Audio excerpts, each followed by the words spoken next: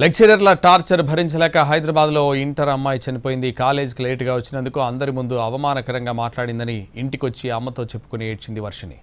ఆడపిల్ల అన్న కనీస సానుభూతి లేకుండా physics lecturer Srilakshmi, English lecturer Madhurima కలిసి వర్షిణిని పీరియడ్స్ విషయంలో అవమానించారు. క్లాస్లో అందరి ముందు నీచంగా మాట్లాడారు. ఆ మాటలకు హర్ట్ అయిన వర్షిణి ఒక్కసారిగా డిప్రెషన్లోకి వెళ్ళింది. సాయంత్రం ఇంటికి వెళ్ళగానే తల తిరిగి పడిపోయింది. వెంటనే ఆసుపత్రికి తీసుకెళ్లారు. అప్పటికే అమ్మాయి మెదడులో బ్లడ్ క్లాట్ కావడంతో చనిపోయింది.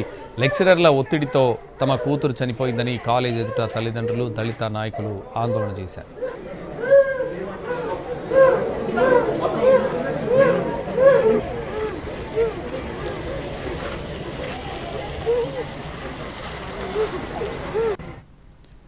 లెక్చరర్ల టార్చర్ భరించలేక హైదరాబాద్లో ఇంటర్ అమ్మాయి చనిపోయింది. కాలేజీకి లేటుగా వచ్చినందుకు అందరి ముందు అవమానకరంగా మాట్లాడిందని ఇంటికొచ్చి అమ్మతో చెప్పుకుని ఏడ్చింది వర్షిణి. ఆడపిల్ల అన్న కనీస సానుభూతి లేకుండా physics lecturer Srilakshmi, English lecturer Madhurima కలిసి వర్షిణిని పీరియడ్స్ విషయంలో అవమానించారు. క్లాస్లో అందరి ముందు నీచంగా మాట్లాడారు. ఆ మాటలకు హర్ట్ అయిన వర్షిణి ఒక్కసారిగా డిప్రెషన్లోకి వెళ్ళింది. సాయంత్రం ఇంటికి వెళ్ళగానే తల తిరిగి పడిపోయింది. వెంటనే ఆసుపత్రికి తీసుకెళ్లారు. అప్పటికే అమ్మాయి మెదడులో బ్లడ్ క్లాట్ కావడంతో చనిపోయింది. లెక్చరర్ల ఒత్తిడితో తమ కూతురు చనిపోయిందని కాలేజ్ ఎదుట తల్లిదండ్రులు, దళిత నాయకులు ఆందోళన చేశారు.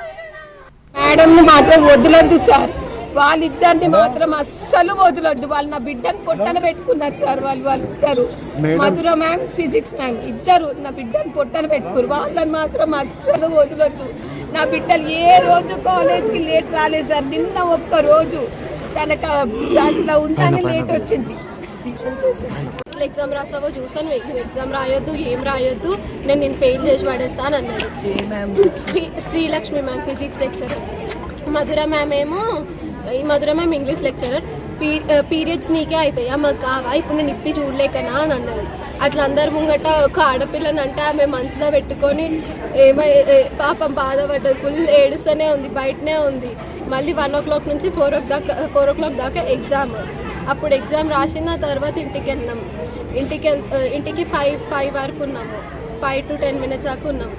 ఇంట్లో ఉండేసరికి పోగానే మమ్మీకి గొడవ అంతా చెప్తున్నాం. చెప్పే లోపు తలనొస్తుందని చెప్పి